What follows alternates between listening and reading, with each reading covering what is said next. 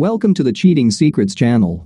We hope you enjoy today's story. I am a rural boy. My name is Bill Carlson. I have a specialist diploma in animal husbandry, and all I have ever wanted is to have my own farm supply store and raise a family. After college, I married my high school sweetheart, Jenny.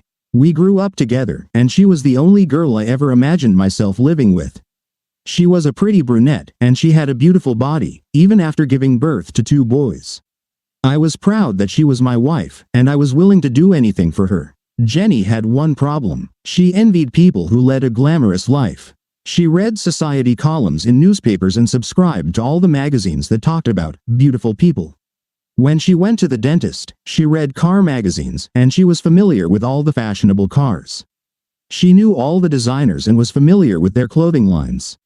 She wanted to be someone more in the world, and I couldn't provide that for her. I got a job in Omaha at a trendy farm supply store that catered to yuppies. This allowed us to be closer to the big city, and I could still pursue my favorite business. I liked my job, and I was good at it. I could relate to customers on a personal level, and the company rewarded my efforts by giving me a flexible schedule. Jenny preferred living in the city rather than out in the country, and for a while, she was happy. When she decided to go to work, we had to put the kids in daycare, but they seemed okay with it. Jenny worked at a company that manufactured medical equipment called Gilbert Medical. They produced syringes and other medical supplies. It was an office job, and she seemed happy because it allowed her to dress up and interact with people who weren't farmers. She worked a lot and seemed to lose interest in our family life. As a result, I took care of the boys most of the time. I took them to daycare and picked them up after work. I fed them and, as usual, prepared dinner. I even did the cooking, and in the end, I did most of the housework. She did the laundry, making sure all her clothes were perfectly pressed. We saved money every month so that eventually I could open my own farm supply store. Now it turned out that even with her job, we couldn't save anything anymore. Her daily expenses were not much, but most of it went to trips to beauty salons, manicure parlors, and expensive clothing stores. It was hard for me to understand how we could have 2 jobs and save less money. She refused to discuss it and became very defensive and upset whenever I brought it up. After a while, I stopped even mentioning it. However, I opened another savings account, which I could manage separately. She started working overtime. She began receiving calls late at night. She became less attentive in bed. She wanted a newer, better car. She even talked about getting breast implants. I had no doubts that my wife was having an affair. Maybe I'm just a simple country boy, but I'm not naive. At that point, I didn't even want to salvage the marriage. I just wanted to sort things out and move on before it was too late. It was hard to pinpoint anything because I didn't interact with the people she worked with, but I was almost certain that if anything was happening, it was with someone from work. I worked with a couple of good guys. They weren't very educated, but they worked hard. My work made me their supervisor, but I never played boss. It seemed like the work always got done without needing to boss them around. Everyone knew what was needed, and we all worked together. The guys appreciated it, and it contributed to good relations. Roy and Freddie were supposed to become valuable allies in my plan. I noticed that around Jenny, she always wore fashionable lingerie and her best outfits. It seemed like she needed more time to get ready for work. I decided it was the right time to act. I told the guys what was happening, and they agreed to take care of my deliveries and appointments for the day. I parked near the parking lot of Gilbert Medical Equipment Factory. It gave me a good opportunity to stake out the technical side. Around 11 o'clock, Jenny came out and got into her car. It wasn't hard to follow her, and after a few minutes, she parked at the hotel parking lot. She parked in the West End, far from the office. A few minutes later, a guy in a red Corvette pulled up and parked at the East End. I didn't recognize the car, but when he got out, Jenny got out of hers. They walked to a room on the 2nd floor, room 117, and then went inside. He already had the key. My heart sank, and I felt a slight nausea in my stomach. Everything I had done confirmed my suspicions. I had no idea what to do next. I decided to leave and return to work. I wouldn't rush to plan my next move. Before pulling out of the parking lot, I got out of the car and clipped 2 wires of her valve with my wire cutters. One from the front and one from the back. I was a little shaken. I don't know why I didn't make a few more punctures in him. The rest of the day passed extremely slowly. I picked up the kids after work, drove home, and prepared dinner. When she came in, I asked how her day went, and she said everything was fine except that she got a flat tire. One of the guys at work changed it for her. Nothing more was said about it. The next day, after dropping off the boys at daycare, I headed to the factory. It didn't take me long to find the fancy Corvette after I dropped off the boys at daycare. Luckily, the guy had a reserved parking spot with a sign.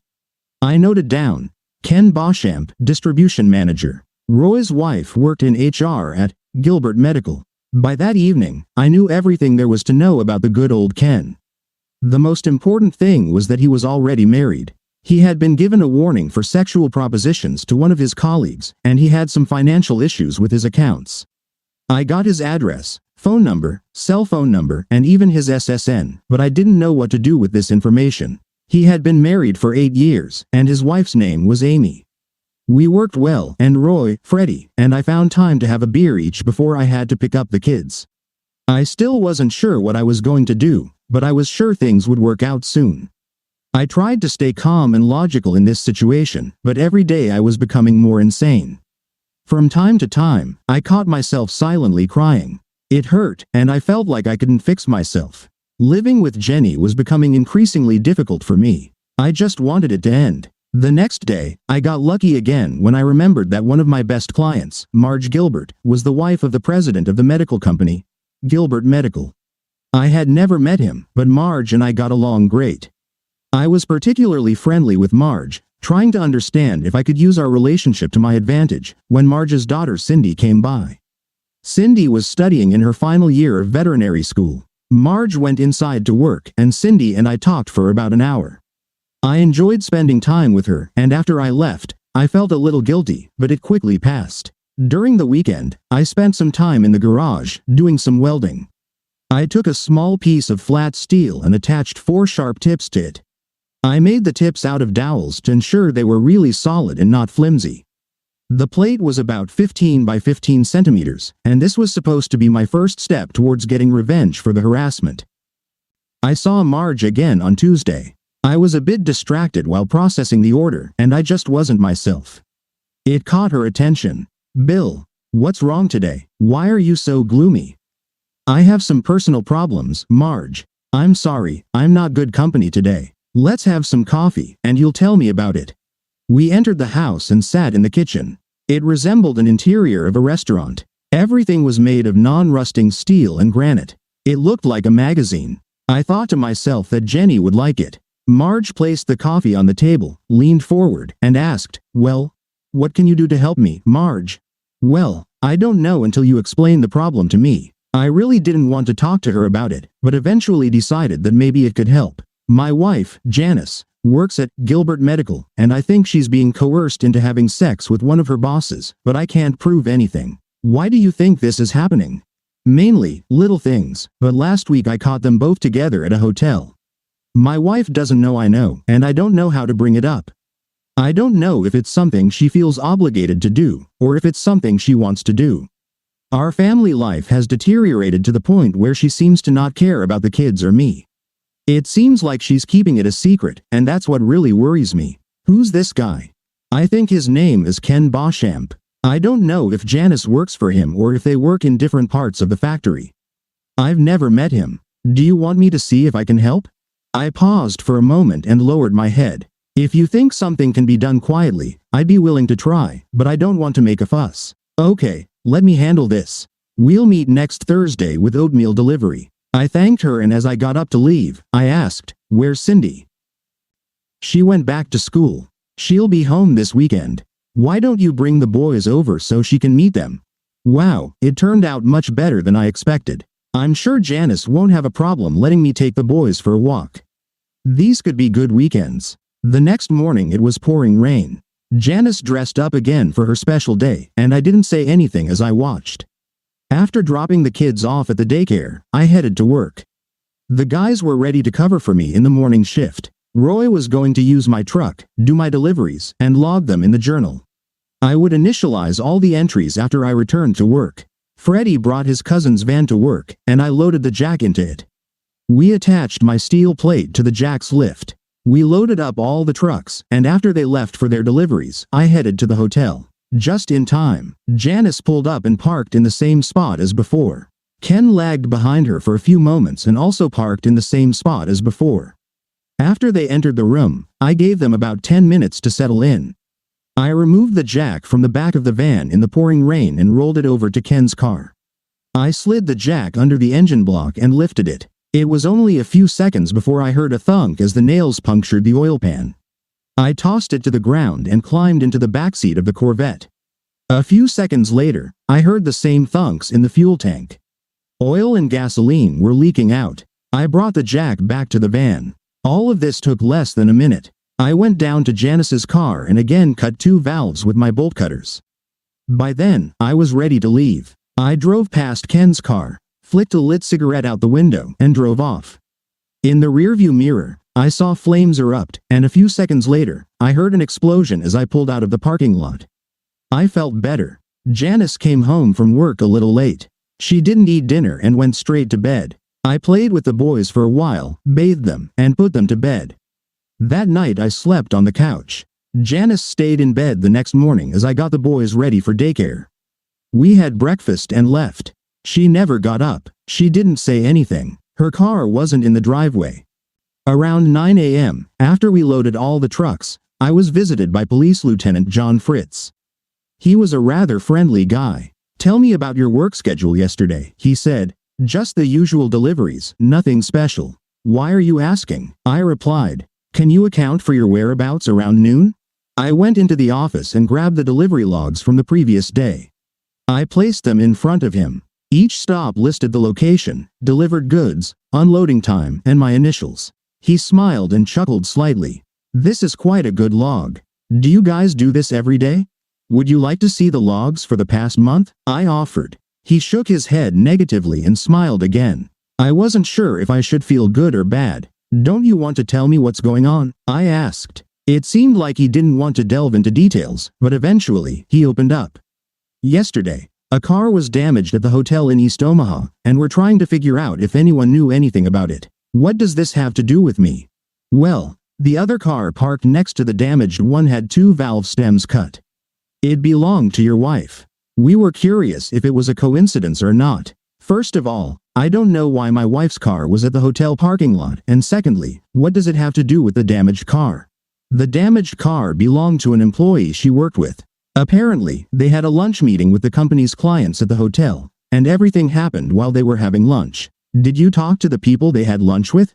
"No, they couldn't remember their names." "Do you want to be candid with me, or are we going to play games all morning?" He leaned back in his chair and smiled. "You know a guy named Ken Bosham?" "I've never met this person, and that's the honest truth."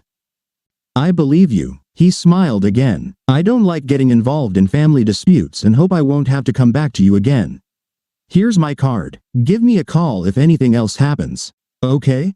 He shook my hand. "I'm sorry I had to bring this to your attention. If there's anything I can help with, let me know. Okay?" As he left, I said, "Thank you. But you haven't really told me anything. Piece it all together." After work, when the kids and I returned home, Janice's car was parked in the driveway. She was casually dressed and had prepared dinner. She said she wasn't feeling well and went to bed early. She still hadn't said anything about what happened the day before, so I didn't bring it up. She went to bed early, and I took care of the kids again and slept on the couch. The next day, she was up and getting ready for work when I left with the boys for daycare. After dropping them off, I went to the doctor's office and asked for a venereal disease checkup. Work was typical for a Friday. When I returned home, Janice was there again. After dinner, I told her I was taking the boys to spend the next day at one of my clients' farms.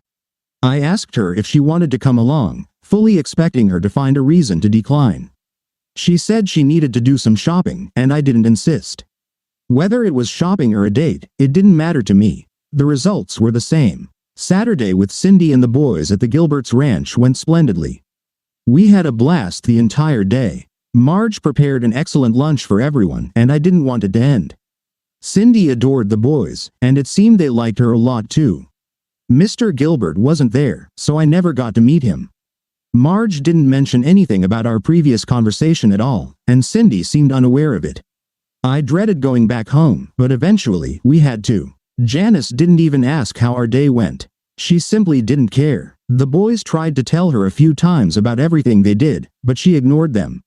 Eventually, they gave up trying. She asked why I no longer slept in the bed, and I explained that due to work issues, I tossed and turned a lot and didn't want to disturb her sleep. That was the last thing she said about it. The following week went by completely normal. On her special day, I noticed she didn't make any special preparations, so I assumed our date for that day was cancelled. It suited me fine because I had a lot of work to catch up on. I stopped by the divorce lawyer's office I'd heard about, and she gave me some handouts and brochures with a lot of information. She had a few filled out forms that looked intriguing. Everything returned to normal by the following Wednesday. She started with a morning shower and then carefully styled her hair. She wore new black, sexy lingerie and new perfume. It even looked like new shoes. I was careful not to let her catch me looking, and I dashed out with the boys. I was sure it was a date day. After dropping off the boys, I swung by the plant and checked his parking spot. A new Porsche Boxer was parked in his spot. I noted the car's license plate number and hurried back to work. The guys were just as excited about the new development as I was. We rushed through all the morning deliveries and forged the journals again. I'm sure John Fritz saw through this trick, but we did it anyway. We had a free and extended lunch. Roy continued with deliveries. Freddie went to the pool supply store and bought 2 large bottles of hydrochloric acid. I went to have lunch with John Fritz. John looked at me strangely when I entered his office with sandwiches with pork, fries, and a couple of bottles of Coca-Cola. I greeted him and sat across from him. He realized something was up and grinned from ear to ear. I said that I thought we could have lunch together and he could fill me in on the car damage incident. I needed to figure out how to occupy him for an hour or two. Lunch promised to be long. While I was trying to be polite, Freddie was in the hotel parking lot. He found the Boxer and carefully doused the trunk, fenders, and hood with acid. He cut open the convertible top and poured acid on the leather seats and floor mats. The dashboard also got a dose of acid. For added conviction, he placed a box of mothballs in the gas tank. Gasoline would not react well with the engine if someone were to start it. The remaining acid spilled onto the top part of the tires. Before leaving, he cut the valve stems on Janice's car again. Everything was done within 15 minutes. The only downside was that I didn't know how long they would both stay in the room. John and I chatted for a long time about trivial matters until he finally asked, "What the hell are you up to?" Just wanted to make sure I had a good alibi in case something happens to Ken Bosham's car today. What's so special about today? The pulled pork sandwich was special. I pulled out my cell phone and called the daycare. "Hi, Carol. This is Bill Carlson. I'll be busy at work this afternoon and was hoping you could call Janice and ask her to come pick up the boys." "Thanks. I really appreciate it. You can reach her by phone. You might need to ask for her by name. Try to call as soon as possible to make sure you catch her." "All right, thanks again." John leaned back in his chair and chuckled. God, those pork sandwiches were delicious. For a while, everyone was silent, and finally, John said, "Do you think I should call Mr. Bosham and ask about his car?" "Why do you want to do that? Do you happen to know where I could reach him?" I gave him his cell phone number and room number 117 at the hotel. "Take your pick." John activated the speakerphone and dialed the hotel number. After a few rings, Ken Bosham answered, breathing heavily. "Hello. Who's this?" "Mr. Bosham, this is Detective Fritz. I'm calling to let you know that we still have no leads on who damaged your car. Why are you calling here? How did you get this number?" "I'm a police officer, Mr. Bosham. Have you already bought a new car?" "Yes, I have. Why do you ask?" "Just wanted to make sure we didn't have a repeat of the last incident." "Is the car with you now?" "Yes, it's in the parking lot. Is everything all right?" "Let me check." We could hear Ken muttering in the background as he surveyed the parking lot through the window. There were a few piercing screams and a quiet groan. He returned to the phone. "Something's not right. I need to get dressed and go check. I'll call you back right away." "All right, Mr. Bosham. Why aren't you dressed right now?" "None of your business. I need to go." They both hung up. John looked at me and smiled. "Happy?" "Of course. Listen, I need to get back to work. If you have any questions, give me a call, all right? Maybe we'll have lunch again next week." Hope not. This should be over soon, before someone gets hurt. I returned to work. Roy got the logs squared away, and Freddie hid the acid bottles where no one would find them. Tonight promises to be interesting at home. Janice picked up the boys, but didn't say anything and went to bed early again. John came to see me the next day. He explained all the damage done to the car and how Ken's insurance wasn't paid out after the Corvette incident. The car was completely repaired. He lost over $60,000. Ken insisted I had something to do with it, even after John told him I was with him when it happened. Of course, John knew I was involved, but he couldn't prove anything, and I don't think he wanted to. I don't know how Janice fixed the tires. I never asked, and no one ever volunteered. Since Janice never confessed to the whole situation, I decided it was time to put an end to it all. My test results came back clean. I filled out the paperwork for the lawyer to start the divorce proceedings. I plan to go to the Gilberts' ranch this weekend with the boys, in case Cindy would be there. If not, we'd spend the day with Marge. The only downside was that I still had no evidence of the extramarital affair. The weekend went well. Cindy was there. The kids were thrilled, and we all had a great time again. We were like a family. I really missed this, and so did the boys. Cindy still didn't know what was going on, but at least she didn't ask. Before I left, Marge winked and said everything would be okay. I was offered a new position about 150 kilometers away from here. It was for more money, a better job, and the opportunity to buy into the business in a few years. It was perfect. The only downside was that we wouldn't be close to Cindy. Next Wednesday, Janice dressed up again. I didn't know which car her boyfriend used, but she was definitely getting ready for another visit with him. I assumed they were still meeting at the same place. I was planning to do something, but I didn't actually plan it in advance. While the boys and I were trying to come up with something to do, Marge Gilbert pulled up. She gestured for me to come over and told me to get in the car. She didn't say anything, just drove to the factory. She parked at the back, and we entered through a separate entrance directly into Mr. Gilbert's office. Marge introduced us, and his secretary brought us all coffee. We chatted about trivial matters for a while, and finally, I said, "You brought me here for a reason, right?" Mr. Gilbert chuckled. "It's time to wrap up this show." Marge informed me of what's going on, and I conducted a small internal investigation. Once everything is ready, we'll begin. By the end of the day, you should have all the information you need. If I do anything that puts you in an awkward position, Bill, I apologize in advance. It's not my intention to cause you pain. We chatted a bit more to pass the time, and Marge noticed how I smiled when the conversation turned to Cindy. I tried not to show it, but I wasn't very good at hiding it. The phone rang, and everyone perked up their ears. "What's happening?" "All right, thanks for the call. Do you know what to do now, right?" Mr. Gilbert smiled and said, "Okay, everything's in place. We can begin. Ken and your wife are in their usual hotel room." Ken arrived there in the company's Benz. That goes against company policy, so they're bringing him back to the factory right now. I'm sorry to say this, but it seems like your wife also has a couple of flat tires. It appears to be some kind of tradition. He activated the speakerphone and dialed the number. "Ken, this is Mr. Gilbert. Sorry to bother you, but I need to discuss a very important matter with you." Ken stuttered slightly. "Yes, okay, no problem. How did you get this number?" "Ken, that's not important, but what is important is that the legal department has been notified about a possible situation of sexual harassment.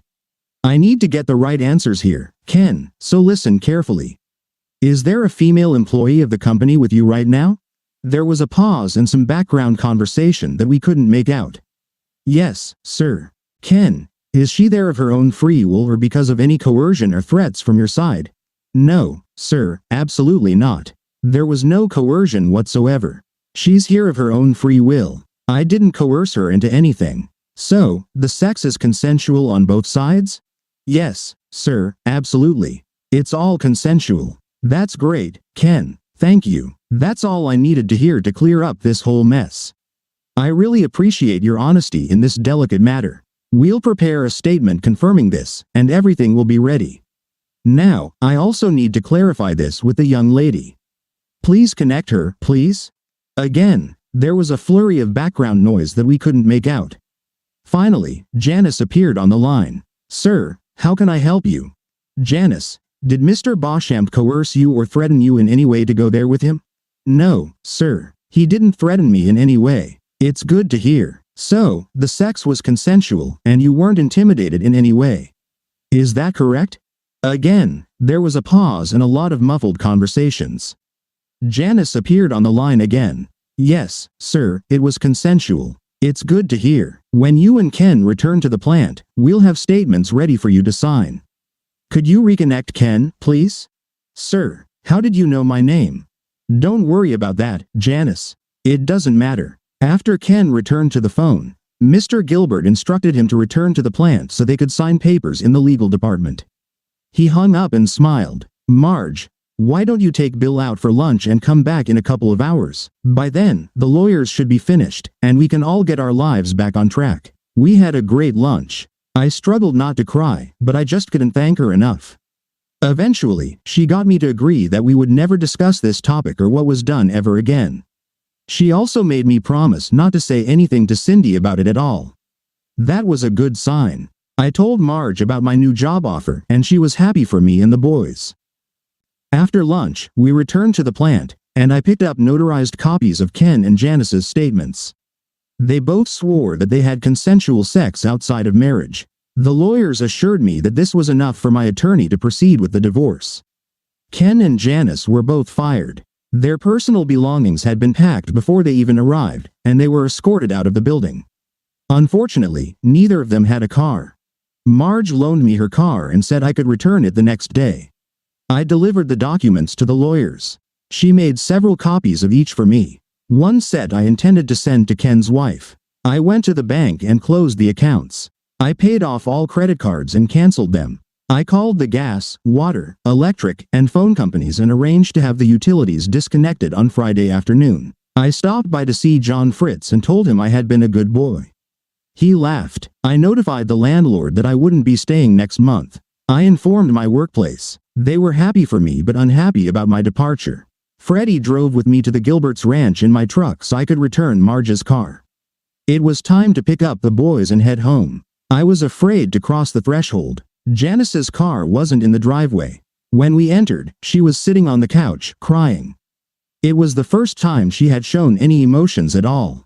There were 2 boxes of her personal belongings from work. I fed the boys and turned on the TV for them. I stood next to her, as if giving her the opportunity to speak if she wanted to. You should have done it. Isn't that right? You just had to ruin everything in my life? Why the hell couldn't you just mind your own business? You had no grounds to meddle in mine? I was stunned. She still looked at the whole situation as if it all revolved around her.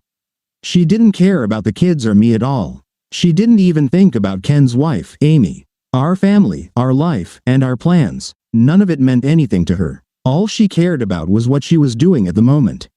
Nothing else mattered. I felt relieved that I wasn't going to spend the rest of my life with her.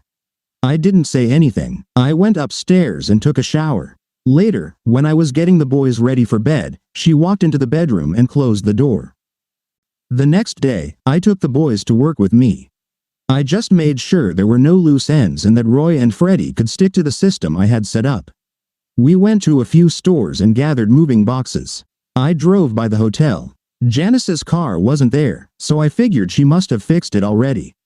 Fixing the flat tires must have really strained her budget for purchases over the last month.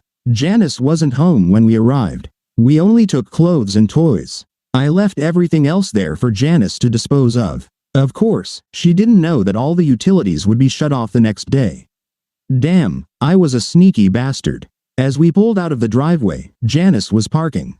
She just stood by her car and watched us drive down the street. I took the boys to Chuck E. Cheese's, and we spent the night at a motel. The next morning, I took the boys to daycare. I gave Carol some cookies and souvenirs for the party and told her that it was the boys' last day and I wanted them to enjoy it with their friends. Before I left, she pulled me aside. What happened with your wife last week? I didn't want to ask, but since you're leaving, I'm dying of curiosity. She was really upset when I called. She insisted on knowing where I got this number from, and when I told her you gave it to me, she started swearing like a sailor. She didn't say anything when she picked them up, but I could tell she was really angry. I'm sorry, Carol, I sort of put you in a tough spot. Janice was having an affair. She was at a hotel with her boyfriend, and I was hoping that if I persuaded you to call and interrupt their party, she would change her mind about everything. It didn't work. In the end, she just got mad at both of us. Today, I'm serving her divorce papers and the boys and I are leaving for a new job right after I pick them up.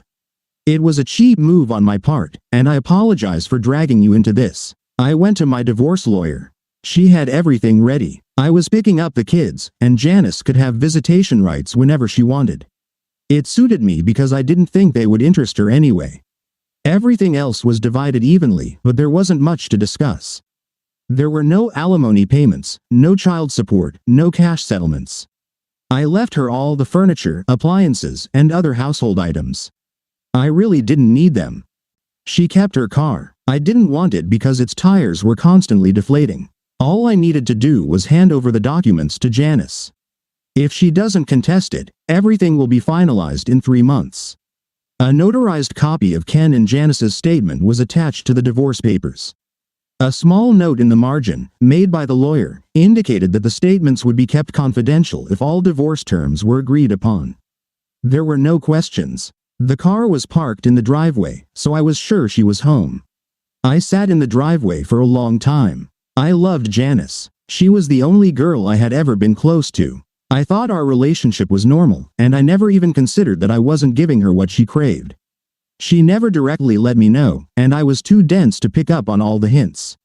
I let her down in many ways. What she did was deceitful on her part, but I felt partly responsible for my inattentiveness. I knocked on the door of my own house, and it felt strange. She opened the door for me. She looked tired and asked if I wanted something to drink. I handed her the papers. She didn't bother to open them, just looked at them and then back at me. I looked at her and asked, why? I couldn't tell if she was angry or sad. After a few seconds, she finally opened up. He smelled like aftershave while you smelled like fertilizer. He wore Armani suits while you wore jeans. He ate lobsters and steaks while you ate ribs and burgers.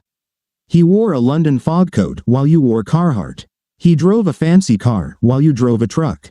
His nails were clean while yours were always dirty. He had a real job while you were still just a country boy.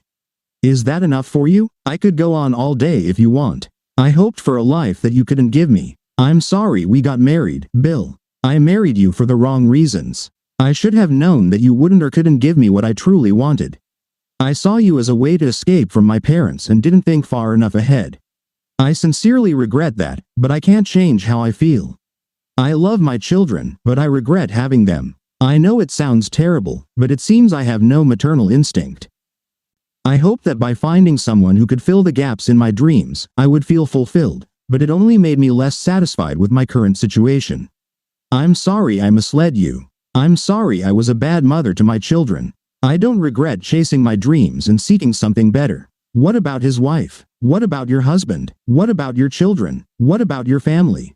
Her demeanor seemed to change instantly. My questions rattled her, and she no longer seemed remorseful for her actions. I don't give a damn about any of that. Now it's my turn. I want to live the life I've always dreamed of. A peasant husband and 2 snotty-nosed kids with dirty faces aren't doing anything to help me achieve that. I got your damn papers. And now just leave so I can get on with my life. Well, that simplified things. I just turned around and left. When I picked up the boys, Carol said to let her know if I needed her to make any more phone calls. I called the utility companies and told them not to shut off services until the end of the month. I guess I felt a little sorry for her. The divorce was finalized 3 months later. I never heard from Janice. The lawyer said everything went smoothly as planned. My new job was great, but I missed the chance to buy a business. Someone else got it along with a quarter of prime land adjacent to it. My boss said they were going to turn it into some kind of horse breeding farm. My job was secure, but my chance to own a home slipped away. 2 weeks later, they started construction next to the feed store. We all tried to guess what was being built, and finally, one of the guys asked the site engineer. It was a veterinary clinic for large animals. I thought it was interesting but dismissed it as wishful thinking. They erected the entire building in less than 60 days. The new owner was supposed to show up on Saturday. The boys and I were passing by on our way to lunch. I was a little curious. Suddenly both boys started shouting, "Cindy, Cindy. Here she is, looking better than ever." Marge was with her. Cindy got her veterinary degree and wanted to breed show horses while managing a large veterinary clinic. While Marge and I talked, she showed the boys the new building. We all went out to lunch together, and Cindy told us that she was also building a new house on the property to be closer to her work. The boys and I were all smiles all the way home that evening. 5 years later, Cindy was breeding beautiful horses. Her clinic was very successful, and I had just opened my 6th feed store. The boys had 2 younger sisters whom they adored. My mother-in-law Marge and Mr. Gilbert would come every weekend. I never did find out his first name. Janice never did come to visit the boys. Thank you for being with us and listening until the end. If you found it interesting, please subscribe.